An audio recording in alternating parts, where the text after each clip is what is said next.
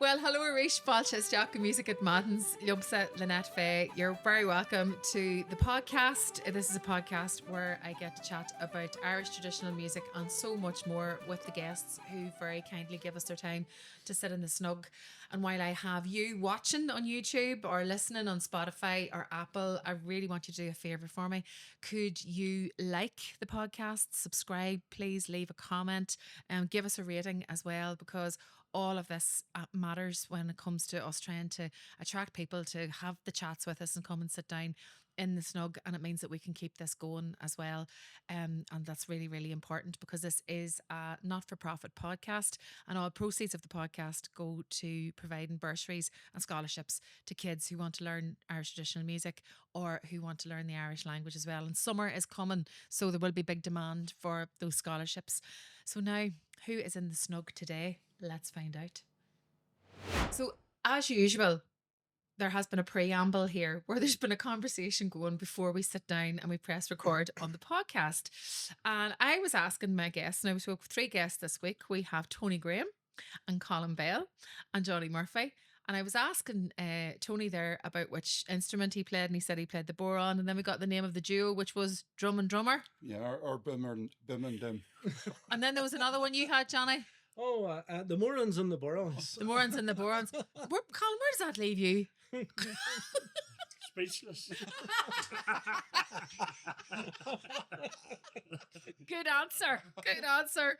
You are the sensible man in between these two today, and I'm feeling for you. But here, it's great to see all three of you, and thanks for joining us this week. Thanks for having us. And you're here to talk about the work you do in the community and how in a couple of weeks' time you're bringing that all together here in Belfast for a very special weekend of music. We've got concerts coming up, workshops coming up, and all proceeds from all those events are going to the Kevin Bell Repatriation Trust. And that's why you're here, Con, to tell us all about that. So where do I start? Well, I suppose this is a music podcast. So we'll start with the music and let's hear about your musical backgrounds, shall we? So Johnny, well, let's go to you, will we? We'll go to Ballymena first. There, Tony, they came to the musician first. Very funny, very fun. This is going to be a long set for you, Tony. It's going to be a long set. Nothing new there. And you stay friends with him, do you? Just about. So, Johnny, Hi, are we? you've got so many literally strings to your bow as a violin player, maker, archivist. So tell me about what you have going on musically in Ballymena. Ballymena, yeah. So, well, I would do my main thing really in Ballymena is the making. So I do a lot of making there in my shop. But outside of that shop runs, I have quite a large fiddle school, which looks after the area of County Antrim and going further afield, So they come from all over for it, and it gives the kids a chance from young age to get involved with traditional music of the area and to learn about the people who were prior in the area as well, that played the music and was a part of the fabric of the music of the times and stuff like that, How do you find, whenever you're trying to, with youngsters and you're trying to get them onto something and there's so many elements to what you do. Yeah. But when you're talking there about history and trying to tune them into who's gone before and how important that is and how you need to celebrate it and keep this tradition alive, what's the buy-in like? Well, how I sort of do it is I usually go by demographic surnames. So if I had a surname, let's say Kennedy or something like that, I would say, oh, is your great uncle or grandfather maybe John Kennedy? And they might say, no, but I think maybe my mum or dad might know or something like that. And then they'll come back with me with information. So I'm planting a seed for them to bring me back information, even if they don't have that or not. They'll bring it back again and they might say to me, my mum knows John Kennedy. He was such and such. And I'll say, yeah, and this is the tune that he wrote. And this is how we get to celebrate these musicians beforehand and keep their names alive. And then what do you find comes out of that understanding of the connection? Do you know that Yeah. they realise it's part of them and part of the fabric of where they're from? They start to get a real good connection of the music that was in the area, the music that was composed in the area, and also the different religious backgrounds that the music comes from. So like I just used John there as a just offhand. But John was a very prominent composer and player within the area of Cullybackey in County Antrim, just outside Ballymena. And he would have trained the marching bands at night time. But then he also was one of the founder members to open up the Noy Cultus in the 70s, along with Ronnie Bomber, who was also another Protestant. And you've got great players who came out of that, like our well-known Bioga player, Damien McKee, who was trained by Ronnie Bomber, and Deirdre Havlin, who was trained by John Kennedy, who all went on, So it was a hand in hand. So the hand in hand then, I'm sort of carrying the hand in hand now as best I can. Unfortunately, we don't have just as many prominent players from all backgrounds playing in North Antrim as we did at one time, because it was very unique. Actually, North Antrim and around the areas of Ballymena and so forth was very, very unique, because most of the traditional players were all of Presbyterian or Church of Ireland backgrounds. But do you find now, though, that, because, and we've seen it here on the podcast, we see it in life, we see it social media, where we are living through this resurgence in traditional and folk music. There's an interest. It's a really, really broad church now. And do you find that youngsters are coming to it and there's a curiosity that they bring with them, do you know that it means a child, what I'm trying to say is someone who's maybe grown up from a Protestant background, or they haven't just been open to this music, do you find that they think it's a wee bit more open now? There's a curiosity there where they want to go and seek it out? Well, I think what seems to happen, what I seem to realise, and which I've sort of noted as we go along, a lot of young Protestant children that I teach generally have had a past uncle, aunt, grandfather, father, maybe, who has been somebody's played. They've played at some point, just because of demographic where Ballymena was and how everything played out and what it all was. A lot of people down tools because there was a stigma held with traditional music, but on the same side there was a lot who didn't down tools, because they were like on the face value of this is our music the same way as everybody's music. And luckily enough, they did do that because it kept the music alive in the area. So like one of our great composers from the area would have been Leslie Craig, who composed a very famous Road to Ballymac, which is world famous. It's been recorded umpteen times by some of the best world players you could put your arms on, only from Cullybackey, which nobody knows, who was, a very prominent Orangeman and accordionist of the area, lovely man, and did a lot of work for traditional music over the years. But it's the cross-fertilisation of it all. Even still to this day, talking about people in terms of their background, whether it's Catholic or Protestant, to me it sounds really vulgar. Yeah. And and I don't like doing that. We shouldn't do that. Yeah. So I think what you're trying to do is open music to everybody. Very much it's so. there. It belongs to all of us. Nobody has ownership on this. Well, it's not even about opening it. It's about bringing it back to everybody, where everybody have the arms and ways of being involved with it. Yeah. Because it's everybody's culture. It belongs to all of us. You know what I mean? And everyone should be able to have the equal right to enjoy it and to work in it and to play in it. Some of for the likes of the Antrim and Derry Fiddlers, that was sort of born out of the area of Cullybackey and around those areas, Hillmount. That was all old fiddle players, predominantly Protestant fiddle players, who opened and ran that, and they brought all of that music forward to go on to teach to younger children and so forth like that within the area.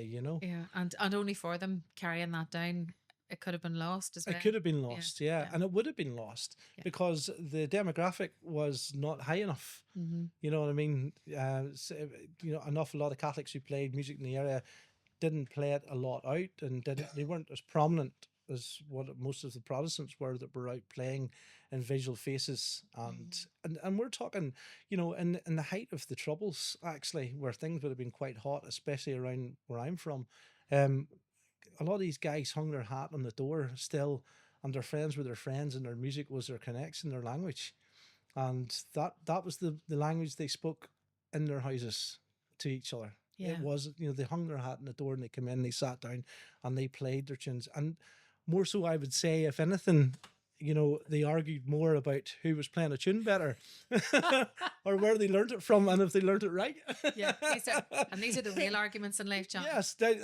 Yes, I would agree with that. Yeah. The stuff that's worth arguing about. Yeah, And Tony, like in terms of what your work in music, the gig in the band, Yeah. at the heart of the gig in the band Yes. was always the day for the marching bands going down the main street in Portland. And that was, right, yeah. it's always like been a real central piece to that festival, which set it apart in ways. But in your area, it was just, what, you wouldn't have done anything else. No, that was the way it was done. And when the festival was set up, I was set up for both sides of the community. It was a cross community festival. Yeah. That was the marching bands, especially pipe bands, were a big thing in Portland and Cullybackey and all the local areas. So it worked hand in hand with what we were trying to achieve with the music side of it. And come to the music, we always had a contribution to the music award every year where we recognised musicians from those traditions. Yeah. That probably never had any, I suppose, reward or They're a bunch of flowers. Or anything like that there from the community for what they've done and for what they tried to achieve. And the festival took part in that and they promoted that, and that's what it was all about at the end of the day. Those lovely kind of quiet heroes who just get on with doing something in the background, but only for them there wouldn't be the richness to tap into so. that you have now at your fingertips. Isn't that the way it works? That's the way it works. And you think too, the proximity, you think geographically about where you're talking about here. You're talking about County Antrim, and the coast then goes off some parts of County Antrim. Scotland is closer to it. It's the part 11 miles. Yeah. Exactly, as the crow flies. Isn't that it? That's it. And there's people on the Isle of Islay, for example, who listen to Radio Ulster before they listen to Radio Scotland, because that's how they identify. Mm-hmm. And they identify with us so closely. So there's a real kind of close-knit relationship there. And if you think about it, the water was the pathway, that was the road way back, and that's where the music and the language and the history all has gone back and forth. And there's that, you're seeing that cross fertilization living out really in your communities, aren't you? Yeah, an awful lot of the music that would really be played up around Cullybackey and sort of, I suppose, around the areas of Hawkle and so forth, like Crossgates direction, would all have been tunes that would have been brought in by Scotchers. They would have been migrating back. Scotcher, they're to do with the flax. Yeah, wheat and flax. And they would have been back and forth in migration. Yeah. So they would have brought the music back again. Okay. And, so North Antrim would be very, very revered for hornpipe playing. And that would take you into the whole line of the likes of Leo Ginley, who was lived here in Belfast at the time, Sean Maguire. Obviously, all very, very big hornpipe players, and that there would span across an awful lot of the musicians. The hornpipes would be their big main thing here, and that would be a very, very Scotch influenced particular genre of tune. Yeah. And you see that obviously then in Donegal as well with the Highlands, and because of the immigration there as well, all the Highlands and Scottish there. Yeah, exactly. They're really, really prominent, and we understand why. Yeah. So Colin Bell is sitting in the middle of all of this, going, right, lads, talking about the music, and Johnny's found a sweet spot, and Tony's found a sweet spot here. So bringing us into the connection here, Colin, there's going to be a big weekend of music now at the end of March, raising funds for the Kevin Bell Repatriation Trust. But what does music mean to you? Enjoyment. Unfortunately, I myself or none of my family are gifted in music, but listening to music is a pleasure. And in Uri, there's great music in Uri as well, where you're from and you're based. Yeah, of course. And then, as we mentioned before, York and Fla and traditional music and I mean, there are sessions going on all the time in the pubs in Uri. So I mean, music is there to be enjoyed and to be honest, I can enjoy it as much as anybody else. Good man yourself. Good man yourself. So it's great to see the music being used in this way though to raise funds for the Kevin Bell Trust. Um but tell me, just maybe in case people don't know about the charity, but it seems, I suppose you don't want to take it for granted that everybody has heard of the charity, but it does feel like it's just a charity that everybody knows and understands, because unfortunately they might have been touched by the reason you set it up, and the reason you set it up was in memory of your own son Kevin. So could you just give us a wee bit of background, Colin? Yeah, but as you're saying, I think now we're 13 years ago, 12 and a half years ago, Kevin was killed in New York in a hit and run. And our family would be particularly well known in Newry for through education. My father and mother were were teachers. I was a teacher. Ethna worked in a local primary school, also in drama. Ethna and is involved in all Newry Musical Society, the New Point Players, and I myself played a lot of football, soccer, and Gaelic.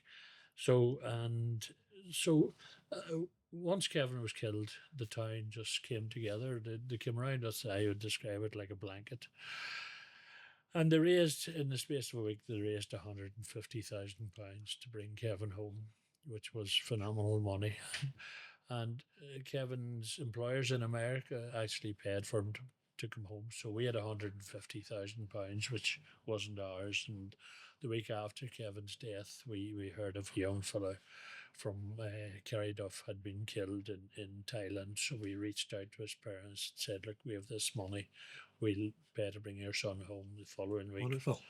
we saw a young fellow from Sligo had died in Las Vegas. Again, we reached out. We thought, you know, once the £150,000 was gone, that would be it. But there was a young fella a year prior to Kevin dying, there was a young fella from Leitrim in Castlewellan in County Down, had died in Perth, and his parents heard what we were doing, and they had £72,000, and they came to us and said, take this £72,000 to continue your work. And then people started sending us money and giving us money, so we decided that we would make this Kevin's legacy, and we applied to the Charity Commission in Northern Ireland and to the charity regulator in the Republic, and we became a charity. And in the 12 and a half years since, we brought almost 2,400 people home who have died abroad. And Wonderful. but it's but Ethna describes it very well. She says that we're Ireland's charity in Kevin's name, and that's what we are, and we have to be the luckiest charity, not only in Ireland but in the world, in that we don't have to go looking for money, because people send us money, people do fundraisers for us, not only in Ireland but anywhere where there's Irish diaspora, there are fundraisers going on for us. So Yeah, it seems to have but it's the reason behind it is, I suppose, like any charity that's set up in those circumstances, Colin, is that out of your heartbreak and your darkest moments, you have and your family have chosen to do something good to help others, and that's only ever going to have the knock-on effect of being so impactful for other people. And like, does it keep Kevin alive for you? Is this work? Absolutely. I mean, Kevin's name is mentioned not only in Ireland, as I said, his name is mentioned throughout the world now, and I know he's on jerseys everywhere as well. He's jerseys, and I mean, if somebody dies abroad, and people don't know what to do, and if they ring the Department of Foreign Affairs or they'll be given our number, and we can take them home, because we've now over 12 and a half years have the expertise, and we also have the contacts, and we know what to do. Comfort you're giving families, like it's incredible. In those days where something like that happens, and it happens usually very suddenly and tragic circumstances as well. So step in, Tony Graham, organizer extraordinaire then, because Tony's gonna take I think all I would that- use that in this sleep, but anyway. Yeah. I'm wondering if Tony and Johnny are going to be friends at the end of this Oh, podcast or not, or what's going to happen. We're never friends to start off with. Where's that referee's whistle, Colin? But Tony, you wanted to do something for the Kevin Bell Repatriation Trust. Was there a personal reason, or why did you want to organise and help to fundraise for them? Not a personal reason as such. I was sitting one night. I was thinking about the young people that are leaving here and going to foreign lands, and if something happened, how did they get these people home? Kevin's trust come up to me at the time I was working with the Community Rescue Service. I was a volunteer with them for 10 years, and then something was going on, and the Kevin Bell Trust was involved in the bringing the body back or rehoming the body. I was sitting thinking, what about all these young musicians that are heading away on tours around the country and around the world nowadays? If something happened, what happens? What goes on? What happens? How did they get there? How did they go home? What's the crack? Because in the midst of the tragedy, Yeah, the other side of that is it's really, really, really expensive to Yes, bring a body exactly. home and to repatriate somebody. And there's a process and there's all of that to do. And you're, as you know, Colin, your head's elsewhere where Absolutely. you've just lost your loved one, you've lost your son, your daughter, your relation. You weren't expecting this news. And your head's all over the place. And you take that pain away from people. That's an amazing thing to do. Well, we're so lucky in that. I mean, obviously we can pay for it, but it's not that. If a family rings us and we're able to say, look, you don't have to do anything, we'll take it from you. The machine clicks in. Yeah, the machine clicks in, and I mean, how could that not? How could I not feel good about doing that? You know what I mean? So you should. Yeah. 'Cause that's an absolutely wonderful thing you're giving every time to somebody or a family that's in that sort of position. Like, that's amazing. It's But I absolutely mean, amazing. it's believe it or not, it's a purely Irish thing.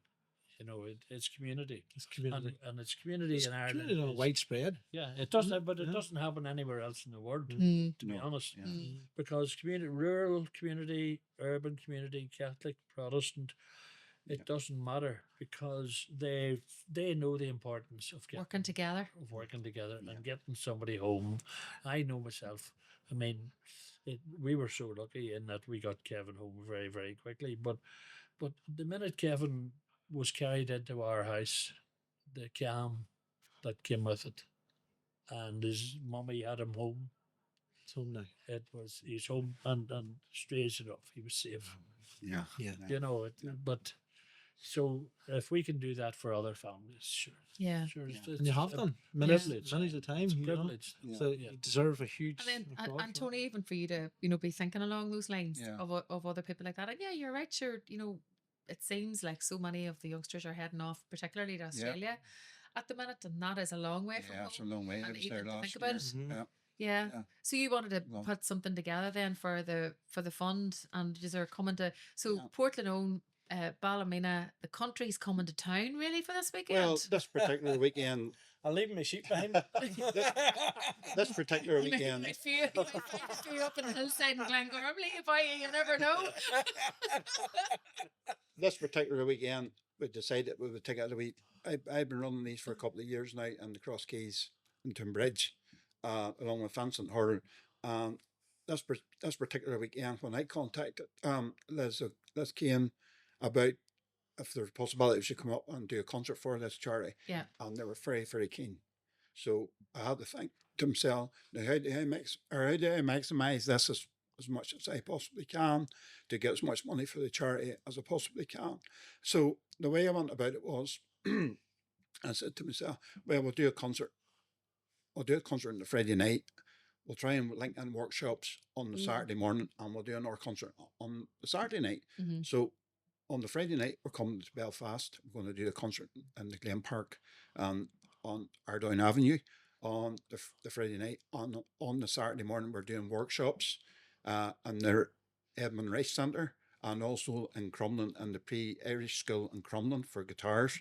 The other one's for fiddles only. And on the Saturday night, we're going to do a concert again in the Cross Keys Inn.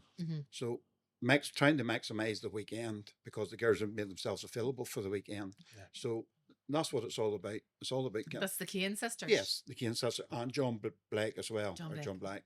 I just think they don't travel much. They don't travel much up north, Kane sister, because they're where they're from Connemara. That's a long way away from County Antrim, like, you know. When you have the opportunity. I hear a song coming on here, so Yeah. sorry. It's a long way. There to hear. That's very funny. Very funny. Very funny. I'll write this down. Keep going there till I get the lyrics of that. Thanks very much. You keep it going there. You'll do something. But Tony, I'm here for you. thanks. Thank you. Thanks, right? Because I'm not getting much backing from these two boys here. But so that's my thought behind the whole thing. And obviously to raise as much money as possible for Kevin Bell Trust. Yeah. I hope to continue these as well. Now, the March one will finish my circuit for this time until probably next year, or September, October time again, because I'll probably have to go at it again. And then you'll start up again. Start them up again. But at the same time, if someone comes along that interests me, or somebody comes along that interests me, I'll say, all right, I'll do a gig. I'll try and get a gig organised there, because the wheel's always turning in the head, like, you know. I don't doubt it, Tony. Yeah. And now you've just said, if something comes along that interests me, that's just an open invitation for everybody to go, Tony. Exactly. I want to hear from people. Is that turning, Tony? It's amazing the number of people who have come along and says, how can I help? Yeah. What can I do for you? Yeah. That's what it's all about, because you're not personally doing it for me. You're doing it for Kevin Bell. Yeah, you're doing it for the charity. Yep. Yeah. Exactly. And what do you know, they always talk about the giver's reward whenever you do something, you know, a good turn for somebody that you feel the goodness of it. Yeah. Like, what do you get out of doing this work?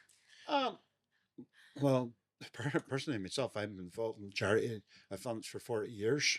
It's not a new thing for me. It just gives me satisfaction that I'm doing something that for people, and basically that's what it's all about. For others, yeah. Yeah, putting it back. Yeah, well, we got the call. So on that night in the Glen Park on the 27th of March with the Kane sisters, we're very much looking forward to hosting them on Music at Madden's on the podcast as well.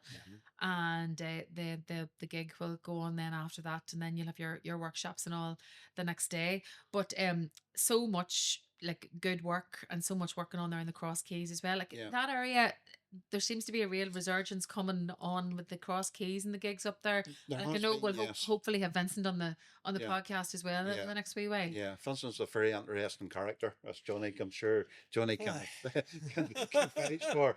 But his heart's in the right place when it comes to music. Very much so, yeah. Especially the Cross Keys, because he's a strong believer in traditional music, and the people that play traditional music in the area. Very play to him for being like that, because Vincent's everybody's like that. He's a great support. Vincent's a great support in the area for traditional music. You know, he works very hard to cultivate the music, and very hard to welcome the kids in, to give them their first chance to perform, because, you know, those kids are going to be tomorrow's musicians. You know how it works. You know the circle of life of musicians. Sorry. So yeah, he's very, very behind all of those things. Very behind of bringing the music to a fore, and giving the opportunities for the kids to be able to go and watch. Whereas a lot of bars don't always facilitate that. You know what I mean? But Vincent's good at that. You know what I mean? It gives them that wee bit of a chance. And you know, I remember from being a kid watching other musicians playing how important that is as an influence. Yeah. You know, and also it's your exposure. Yeah. As well, you know. pull up a seat. You have found Music at Madden's, which is a cosy corner for conversation, for craft, and the crackle of live tunes. Pour yourself a Jameson and ginger and lime as you listen. Enjoy that, or call in for one the next time you're about. Please do enjoy Jameson responsibly, for over 18s only. Blasta. We were talking there about, before we started recording today, about children and about bringing on the next generation. And we were saying about the podcast here, how the proceeds of the Music at Madden's podcast are for scholarships for children. Summer's coming. This is where the scholarships now will be. A big chat in every household right across the country, and we want to give the children who maybe don't have the money at home the opportunity to go and experience what it is to attend, whether it's Belfast Trad for a week, whether it's the FLA for a week, but to go to the master classes, or maybe go to the Gaeltacht and learn Irish. So what was it like for you as a young player? Can you remember getting the first chances to perform and then was that the time where it became addictive, where you really got into it? Well, whenever I first started, whenever I was under my Uncle Jim, he was a great violin maker and fiddle player himself, and I would always been around the workshops whenever they were all at stuff, and they would have been playing, but it wasn't. I never took much heed. I was more interested in the huge workshop, wandering around it and seeing everything, because you've got a child, fascination about this and that, and you're looking at everything. Don't touch. Yeah, don't touch. But and the hands going out. And you're getting yelled at and all the rest. You know what it's like. But I do remember them playing. But my first real, I suppose, exposure. My first real exposure, was whenever I first was introduced to Sean Maguire in the workshop. And what was that like? That was scary. It was scary, actually. Yeah, it was scary. Because obviously Sean couldn't speak. He had no voice box, so it was like having a human robot nearly in front of you. But I don't mean that in any disrespect, but it was like it was very shocking whenever you first hear that and you're not used to it. You know what I mean? But an absolutely wonderful man. An absolute genius. Did he play in that moment? He played in that moment, and you see, when he played in that moment, I was like, I was taken to another place, and I was like, it all made sense. The room made sense. Everything made sense. Do you know what I mean? The whole thing made sense at that point. That was Sean agreeing with you there with the bells there. Maguire just rung the bell there. He just rung the bell there, yeah. Very good. Very good. You got his approval. That's it, and then you went on to be taught by him. I went on to be taught by him, yeah. So my mum and dad, I would have taken the bus up, which was a very, very dangerous thing to do. It was a big deal. Yeah, it was in the 90s. Yeah. Because I was 11 years old. You know what I mean? Not holding out my Ballymena to Belfast, yeah. Yeah, I took the bus up, and I would get out at Castle Street, and then took the next run then up the Glen Road in the black taxi, or I took the bus up, and I went up and then up into the CBS in the Glen Road, into Sean, on a Tuesday that would have been, and then on a Thursday I went out to Twinbrook to him, and my dad on the way home would have picked me up from work, Yeah, but Sean had affiliation with my family because he sort of knew my granny. My family, with a lot of them, had been from Ormore Street, Clonard and stuff like that, and he was from Dunmore Street, which was only a couple of streets over, So they all knew each other. So whenever my granny married and moved down to Ballymena, Sean spent a lot of time in the area of Ballymena. Some of his best friends in fiddle playing were in the areas of Ballymena, Armoy, and out and around. He was great friends with George McRae. He was great friends with Sean McLaughlin, the Shadow, and all those boys, and he would have spent a long time down in Ballymena when he came down, sometimes in the car, and he would have went and seen everybody around and spent some time with them and played a few tunes and so stuff like that. He obviously made his mark on you as a player and a person.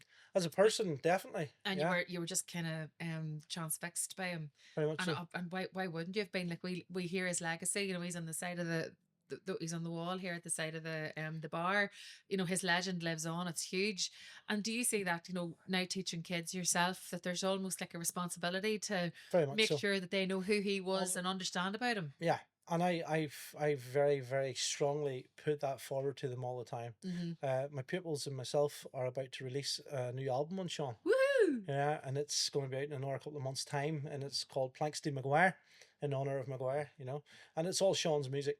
It's all the tunes, not all of the tunes, but a lot of tunes that Sean taught me as a kid growing up, and a lot of familiar tunes maybe to people who would have heard him playing, but in the style of Sean Maguire through all of my pupils, you know. And this is my only way I feel that I can sort of give my thanks and my gratitude to what he gave me, you know. So he gave me the chance to learn under him and be part of the fabric of what I did. It was mania sometimes, as you would maybe have heard, like, you know, but it was great. But it goes back to Wonderful what, times, what you know. Colin was saying there, though, about community. And, like, Yeah. you know, Tony, you've discussed there at great length there about the traditional music community and, Yeah. you know, how they pull together Yeah. to do things, Yeah. what they mean to each other, giving people chances to, you know, perform for the first time, to rehearse, to sit into a session. It's so important to give children those opportunities.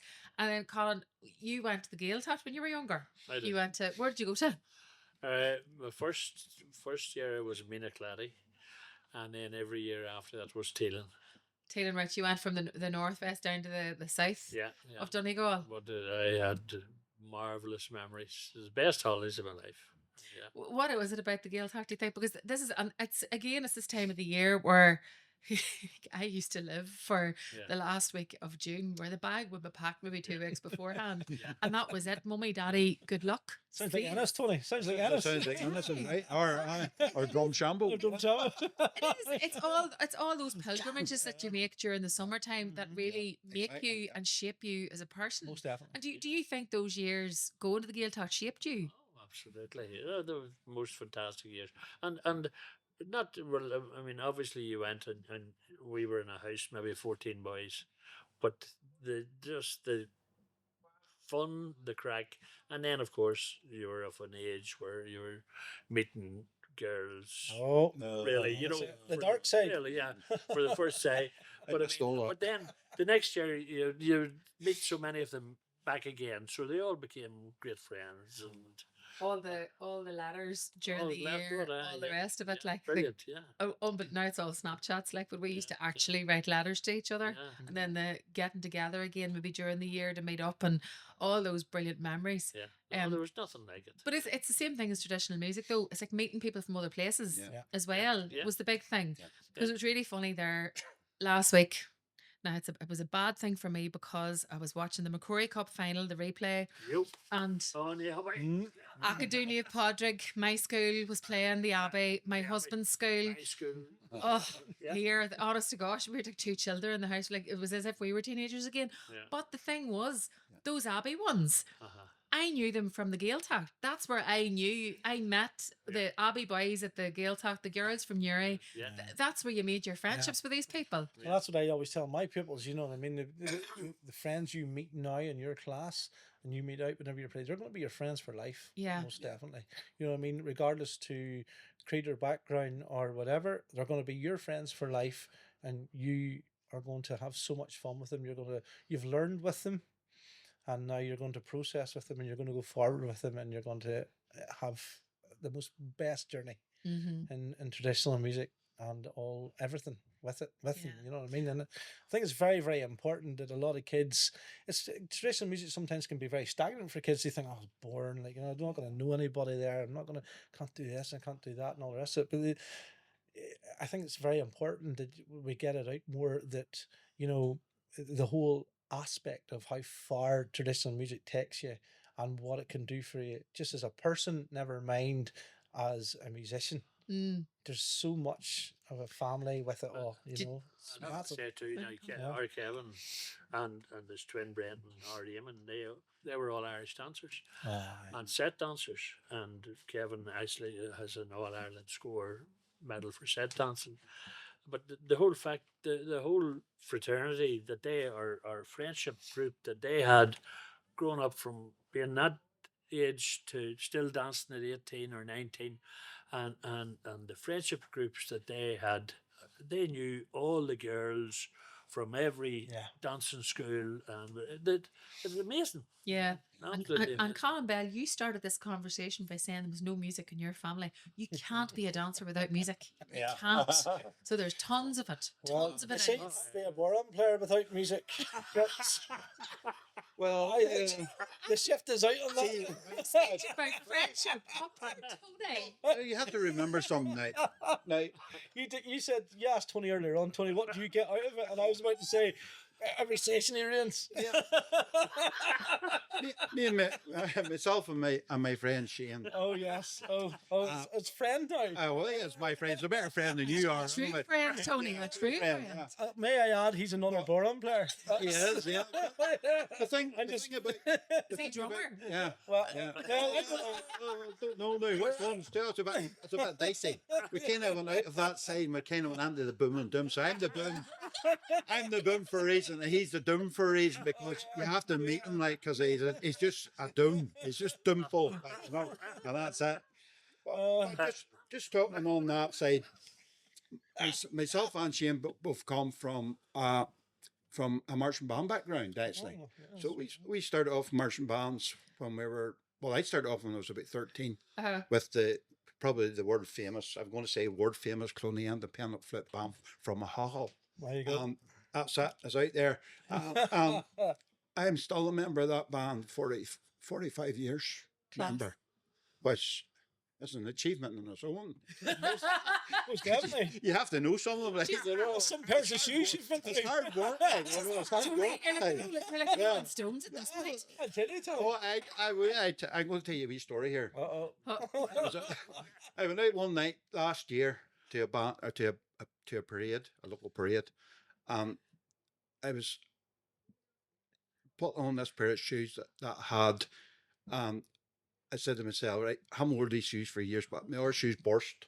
And when I was in Australia, my good shoes burst when I was in Australia. My good shoes, I called, they were good, they were dear shoes, they were good shoes. Yeah. Good shoes. Good socks. I never thought, that's been that. Yeah, exactly. That's it. I'm putting a crowdfunder for good shoes for Tony. Listening here. I said to myself, I have another pair of shoes here, I'll put them on me. I said, I haven't worn them before, but they fit me anyway. I said, I'll put them on because I never bothered going to getting a pair of shoes. They weren't your left feet now, were they? They could have been. But anyway, and I was fitting myself sticking a bit to the ground, you know. I couldn't understand what the hell's this sticky thing. And I happened to look down at the shoes, and the two bloody shoes had disintegrated. Completely disintegrated. And I ended up with no shoes. So I had to borrow a pair of black gotties from my friend Nigel to wear that particular day. Oh God, you talk about being embarrassed. You have no idea how embarrassed I was. You know, running around with these black trainers on and everybody else wearing their black shiny shoes. Like, you know, my father going racing just called us the Shiny Shoe Brigade. That was his nickname for us, the Shiny Shoe Brigade. You know, because he said you never went out the door unless the shoe you could have seen your face in the shoes. You know? And that was the way it was in them days, because the shoes were an important thing. And then 30 or 40 years ago, it was how good you were, it was how good your feet looked. I don't know why, but that was the way it was. That particular day, there was nothing shiny about you. Nothing shiny about that day. There were socks with holes on them. Sticky, not shiny. But it was hilarious, like, you know, sitting and thinking back on it's hilarious, like. But just when you're talking, don't be looking at my shoes now. They're actually trainers. I've only got these here recently, so leave them alone. This is for my walking. As we call it walking now, you know. The two coconuts in your feet. Yeah, two coconuts. Tony, can I just tell you now, you have started something now, and every second person's going to come up to you going, well, Tony, what's the shoes like? Oh, I don't mind. For us all, at the end of the day, it's all a bit of fun, like, you know what I mean? You know. Well, do you know what? It's been just class talking to the three is the day. And if this is anything to go by, it's going to be some weekend's crack at the end of March. That's what it's all about, yeah. It really is, honestly. And we might get that crowdfunder up and going for a new pair of shoes for you in the meantime as well. I'm very against crowdfunding, actually, for myself. Like, you know. So people have actually asked me, why did I not set up a crowdfunding for the Born lessons. I mean, for boredom, very funny. For boredom lessons. Oh, well, that maybe wouldn't do any harm, like, right? So saying that, well, send them to Shane or let Shane do that. So, but anyway, but that wasn't what it was about. That was about people coming out to back music, to back the charity, and it was a personal thing for me, Mm. and that's what it was about. You're kind of creating community to help a Correct. community, to help Correct. people and bringing Yeah. people together. Yeah. Yeah. You can see it that all Yeah. three of you in different ways Yeah. are all about that, and Yeah. you're doing it in your own way. Yeah. And it's just been great to I really have the do. opportunity to spend the time with you To today. congratulate Tony on the work he has done. To be fair, now Tony has done an awful lot. I do have to give it to you in this. He's done an awful lot for the Kevin Bell, but he does do a lot continually to really try and support the music and bring groups and people stuff all over. And he's always trying to find the next gig and the next thing that we can do and get involved in it. You know, it's always pro. So Well, there you go. well done, Tony. Yeah, Yes, the way he sir. calls that ADHD.